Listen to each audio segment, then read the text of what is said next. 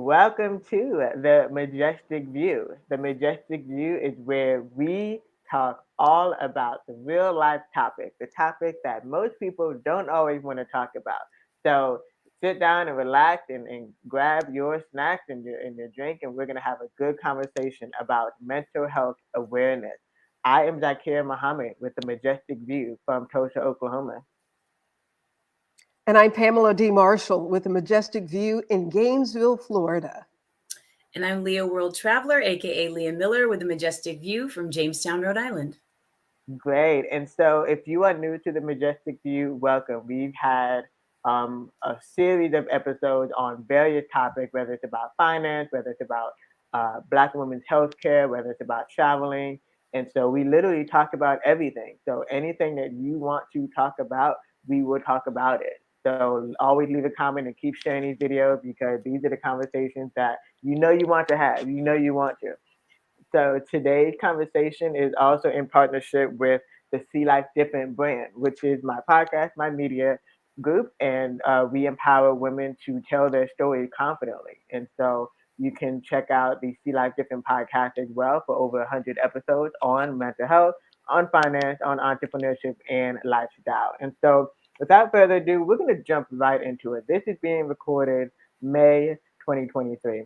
This is technically what's considered the 3 year round of post pandemic, quote unquote post pandemic. But there's been reports out there on the news media about there's such thing as a pandemic or COVID fatigue. And so there's a lot of things going around as far as contributing to burnout, contributing to nutritional health, and that can also spill into mental health. So I think um, I want to start with the first question going around my screen. So Pamela first. What was that moment for you that you knew mental health was important to prioritize? I think probably, Zakira, having worked in the media the majority of my life and seeing the challenges that families face for whatever the reason. So it's always been at the forefront for me, recognizing that there can be challenges, but not always understanding how to deal with it or where to find the help. Growing up in a small community and going to church, that's a lot of what we hear about. Um, Take it to the Lord and leave it there. But people don't give you those instructions. What does that mean?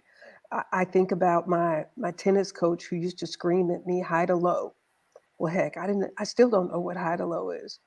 And so when you tell people about how to manage the emotions that come along with our mental health, if we don't give them a roadmap, if we don't give them a plan, if we don't give them the tools, then we're just flailing out here in this sea of humanity, bumping into other flailing people who are plagued with their sense of whatever it might be, doubt, not worthy, whatever those emotions are. And we continue to suffer. I love what you said, especially about a roadmap, right? Because even I know both of you are mamas, and so even with once you become a parent, there's not necessarily a roadmap except for whatever your ancestors and your elders give you, right? So I love that you shared about a roadmap, and I feel like we'll come back to that. But Leah, go ahead and tell me as well, what was that moment for you, and how did you know that okay, it's time to prioritize? I think it was when I felt constantly tired, like extreme fatigue. I was having a hard time finding joy. I wasn't feeling any fulfillment from what I was doing. I just felt overwhelmed constantly.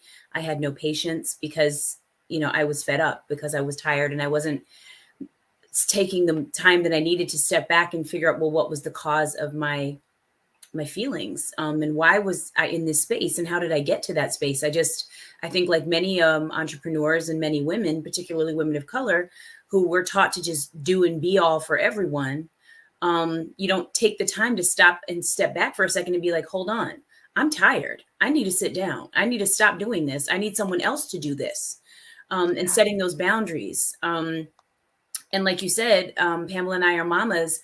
it really hit more after I became a mom, because you really don't have a sense of the demands on you emotionally, your energy, mentally and physically, when you bring children into this world, coupled with all the stuff you were already doing. So, my wake up moment was, when my kids were probably like toddler years going into early elementary kindergarten ages, because that age is a really demanding time energy wise for a mom. And I was also working full time, and I was also starting my business. So I just was like, and like most of us, I am capable of doing all those things at the same time. But the question is, should I? Do I have to do all those things at the same time? Can I prioritize? As we discussed, can I set something aside in favor of something else? And my aha moment was just, I felt myself breaking down mentally and physically. I just had no energy left for myself. I was unable to refill my cup. And if I wasn't able to do that, then I couldn't be there for anybody else. Absolutely. You can only fill your own cup of tea first. Fill your own cup of tea. Put your own oxygen mask on first before you can really continue to be the superhuman that you are for everyone else. And so for me, I think there's a unique perspective, especially adding on.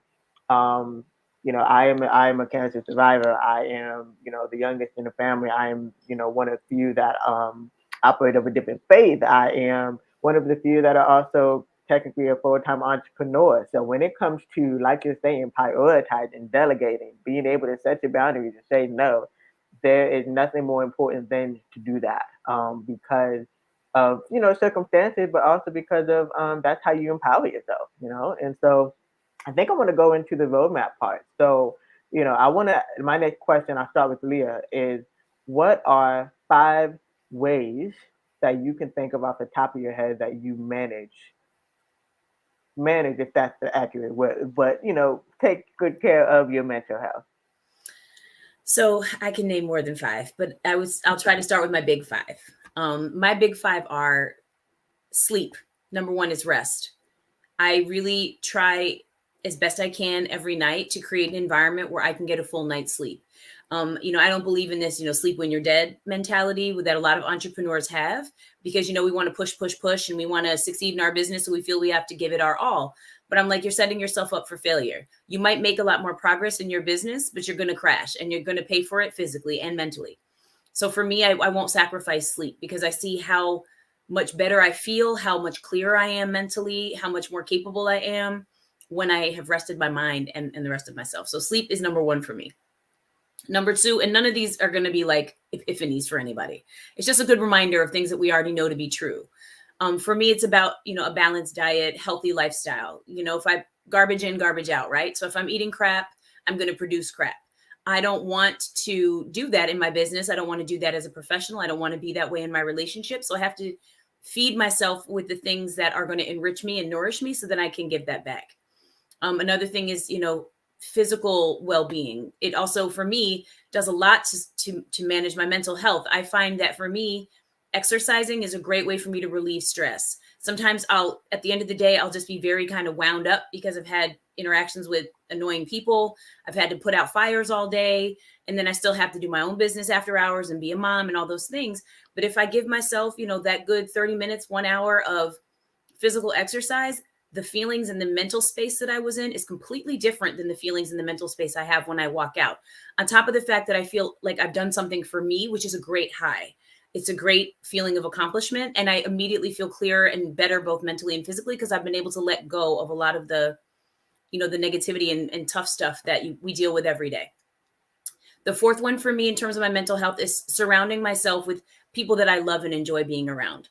That's my family. That's my friends. There is no joy greater than that of your girlfriends. My partner, who is my best friend and the love of my life, he is not my girls. So what they give me is something that he can't give me. So I try to really actively maintain my relationships as best I can. I know it gets harder when we're in adulthood because we're busy, we have responsibilities, but it is essential. And it is essential to my mental health, because I feel like with my good girlfriends, they are probably the only people who truly know me and truly accept me as I am, flaws and all. And I need to know that that's okay, so that I can continue to show up in the world. And they do that for me. And then the last thing for me is as much time as I pour into everyone else and all the things that I do, I always try to carve out a little space to continue to pour into myself by doing the things that I love to do. I like watching movies. I like reading books. I like traveling. I love traveling. It's like air for me. I like doing things like that that feed me in other ways. And that goes straight to my mental health. If I'm unable to do those things, I usually take a step back and I'm like, well, why am I feeling so upset? And I realize it's because I'm not doing the things that I enjoy doing. So I try to, I'm not always successful at doing it on a consistent basis, but I do try to take a quick road trip. I sing and I like music. I try to just listen to music all the time, keep it around in my environment. I do enjoy, reading things like that. So I try to make sure that I'm doing the things that feed my spirit and feed my mind. And when I'm able to do those things, I feel like I'm in a good space. So I those are love my it. big five. Yeah, there you go. And I feel like I'm gonna go first before Pamela because I feel like we're about to piggyback. We naturally do this as women. We always piggyback Of off course of we each do. other. But for sure, my top five. The first thing actually is um, journaling slash music. So any way to utilize my creativity because I am a creative. So whether it's my voice, whether it's my hand just saying, whether it's um, no matter what it is to utilize, put that energy out some other way, right? And then also second being in the outdoors. Now for me, it's actually driving. So, driving, if I can just go for a drive. Like for me, I know that's not the safe, that's not always the safest way. And not everybody is blessed to say they've never had a car accident. So, driving for me is actually one of those stress relievers. It's the perfect way, especially with me being right here in Tulsa, Oklahoma, which is go north in Arkansas with the hot springs, go south in Dallas, Texas, where it's just nothing but land until you get to the city. So to keep on driving, and while also blasting that same music, the same music. And for me, it's 90s R&B and pop. I have a set playlist where I know that if I'm not in my right mind, I gotta play this playlist and shift. You gotta make them shifts here. So and then I also actually I second therapy. I definitely was blessed to also have a parent who was never not like don't go to therapy, don't tell our business. They were actually like, okay, he used some version of therapy, and so especially during the pandemic, I am actually a woman who was divorced, so I definitely utilized the therapy tools that had you um, you don't have to go to a place. You could use it online, and you also didn't have to talk to a person. You could type or voice notes, right? So utilizing any one of those therapy tools that are out there now. There's so many realms of them now that are just affordable versus online and or you could just have talk text therapy without necessarily your girlfriend, because sure your girlfriend will see you and will call you out, but some things it's best to talk to a professional. And definitely last but not least, one of the other things that actually helped me out, thanks to a girlfriend, is personal development courses. The more we, of course, we have our holy books and our religion, and nature to guide us. But when you really have those conversations in personal development courses about who you are and why you are the way you are, and sometimes it didn't even start with you, that that makes all the difference in the world. It's like, oh, okay, it's not just me. All right, got it. That's my five. On to Pamela. Well, and I think what you just said, it's not just me. A Hmm. lot of people don't realize it when they're in their space, whatever that space is, that you're not alone. Hmm. Studies show that 72% of entrepreneurs talk about their mental health challenges. This is a huge weight, a huge responsibility. It's different when you're going to somebody else's gig and you're showing up, you do what you do, and you wait for your account to be hit twice a month. When you're responsible for generating the brand, when you're responsible for all of the marketing, when you're responsible for going out, killing it, you got to drag it back to the cave and you got to cut it up and cook it. That part. Yeah, yeah. So I think what's important is just understanding I am not alone. Hmm. And if I talk about it, somebody else will be more willing to talk about it and give me a fist bump. And recognizing that because we're in a culture that's told us all about going to college, get you an education so that you can break the glass ceiling. Well, heck, what if I want to build my own building? Why do I need to break anybody else's glass ceiling? Let me build my own building. But because we're not getting that message when we do step out, and African American and women owned businesses among African Americans is the fastest growing. And I think that uh, what I would like for 1, 2, 3, 4, and 5 to be is to just acknowledge that you are okay, in addition to the things that you all talked about, movement. But I also want us to recognize that what happens on our plates that causes inflammation in the body. Sometimes we get so busy and we're not eating properly, we're not drinking enough water. The brain is sitting in fluid. So do you want your brain to sit in what you drank today? And that can impact your emotions. So um, the food we're eating that causes inflammation, making sure we have enough water, understanding that it is okay to have those moments of doubt because we have been taught to go work for somebody else. And when we start to set and put together our roadmap of what we want to do, what we want to achieve, what we want to accomplish, sometimes we're having to cut down the trees and lay the pavement and build the bridges all by ourselves. And it's wonderful to have those people, as Leah talked about, the friends that you can reach out to and have those tools in place that can bring you back to center. And that's what the movement and mindfulness is. I start every day with silence because I want to practice moving the noise out. So, because the noise is going to come. But how do you practice keeping the noise out? And the noise is our imagination. So, if you're going to imagine, then imagine that you're successful and you're succeeding. I love that. Perfect. And this is a great segue to before we dive further into entrepreneurship and the delegation. The Majestic View Show is that show, that conversation where we can talk about everything. It's the real views, it's the unique views, and we're also uh, we're all women who are experienced in the media industry, but it's beyond media. It's lifestyle, it's finance, it's anything you want to talk about. So definitely continue to engage with us on social media. And this specific conversation is in partnership with the See Life Different brand, which is a podcast and a consulting digital media agency that empowers women of color to confidently tell their stories.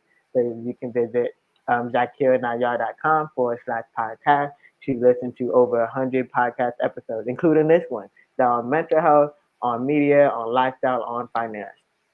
All right. So speaking of media, um, so I briefly share that I've been a entrepreneur for over a decade, but technically second generation entrepreneur.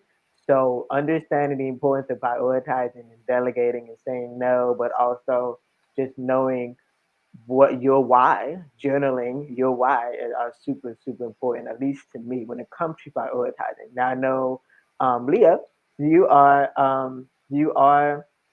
you have a unique pathway. So go ahead and share how you kind of prioritize and delegate to your best ability when it comes to your both sides of your world.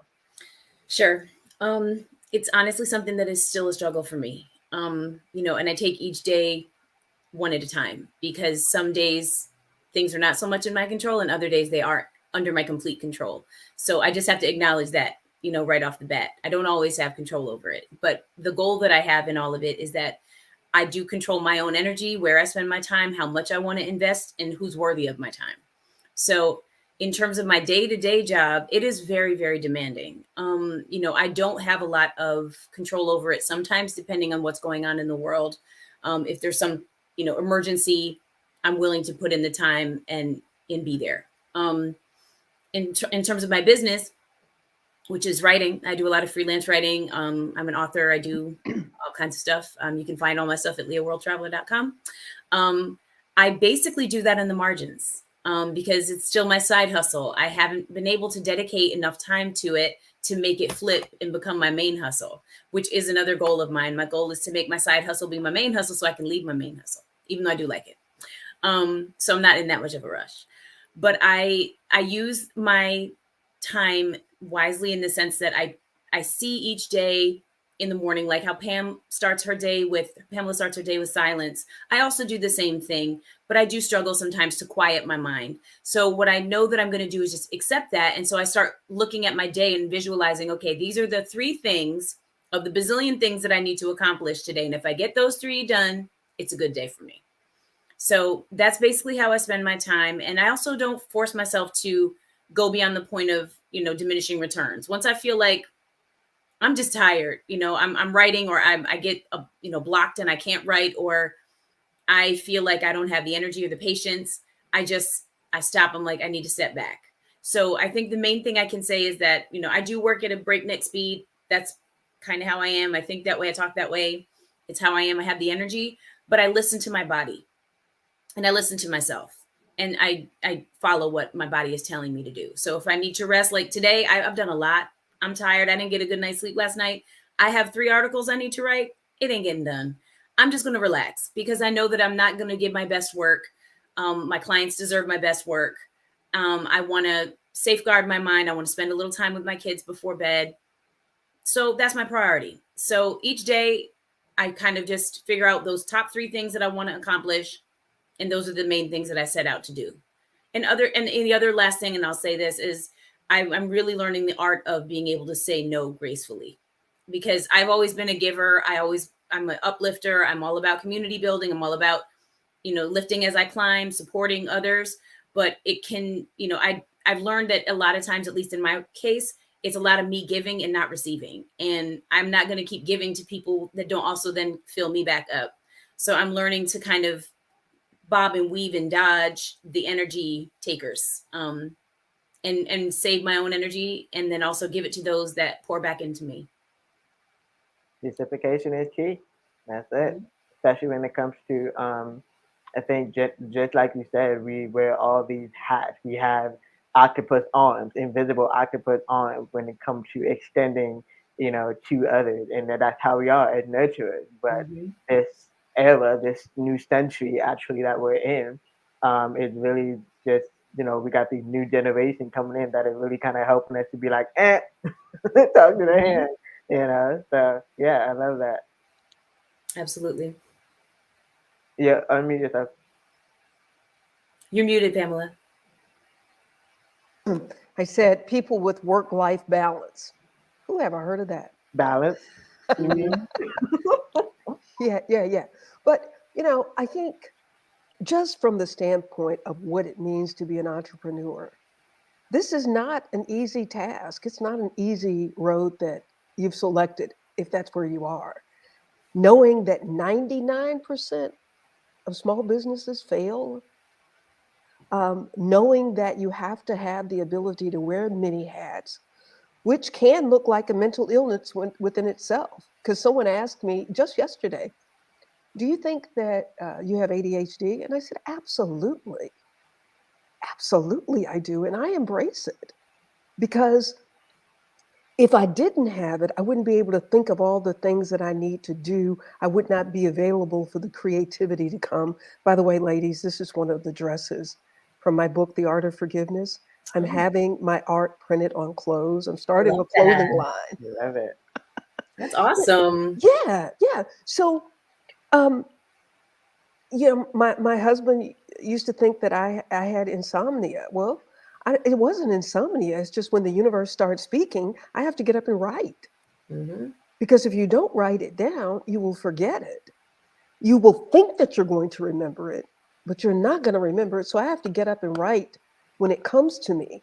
So I think that we have to embrace some of the things that help to make us who we are in the things that we're doing and not beat ourselves up about it. And then, as you ladies have pointed out, have your inner circle that you can go through, and those who will be honest with you and say, yeah, that's a little off, but we love you and let's help reel you back in. Hello, Alfred Perry from Las Vegas that's watching. Thank you. We Alfred. appreciate you watching, Alfred. And everybody else that's watching, we thank you. Thank you for watching. And as we're almost at the end, so we have a couple of probably one more takeaway for you all. And then before we do that, I think I want to piggyback on. um, sleeping, right? And Yeah. so I think, one thing that's really just kind of there for me is one being a cancer survivor, but also one of the secondary cancers is autoimmune illnesses, and so I also have Mhm. polycystic ovarian syndrome, and so even growing up, it's like there was a huge fight with getting up and being on time for anything. Right. This is, back in the school, back when I was actively in school, back when I was actively having, you know, uh, jobs, W-2 jobs. And so one of the reasons why I personally chose entrepreneurship is for mental health, to know like, okay, you know what, I can create it ahead of time with any client that I am not a morning person. I'm always up at night and it's sometimes beyond my control and but your project will get done, So I think also that choosing your why when it comes to entrepreneurship, when you do make that full jump, if you haven't already made that full jump, you got three different scenarios here, to talk to us directly. If you're like, how do I continue to maintain all of the things? But yes, so I think we'll kind of end it with. I love this top five thing we got going on. So let's end it with what are five like go-to resources, like things people can Google or people can actually reach out to when it comes to managing the mental health. Right here, right now. Five things that they can do right here, right now. Well, I think number one is think about what you're thinking about. Think about what you're thinking about. And if what you're thinking about does not move you forward, then stop thinking about it because those are your thoughts and you have the ability not to think about it. Number two, um, make sure that you are being fed mentally, spiritually, and physically. We have to do that because this can't work if it's not getting, we don't put water in the tank of our vehicles. Yet we don't think about what we're putting in this body and how the body is going to react to what we put in it. So making sure that you put what you need to have in this physical vessel and being around the people, getting the sleep, and the sleep may not be all at once. And I just roll with it. I mean, I recognize who I am when it comes to that. Aaliyah, I applaud your ability to do what you're doing, but I have to roll with it because I do right. And so I don't, so that, yeah, here we go. Recognize what works for you and embrace that wholeheartedly. Okay. I second everything that she said, and I will add some other fives. One is it's okay to say no, embrace no. There's nothing wrong with saying no. I think in all of this, the key to success, in addition to knowing yourself, is also protecting yourself, protecting your energy, protecting your time, protecting your work. And that means you can say no to others. And that's okay. So that goes into my second point, which is about boundary setting. If you say that you don't want to talk to clients after 10 p.m., don't talk to clients after 10 p.m. Reschedule them for the next day.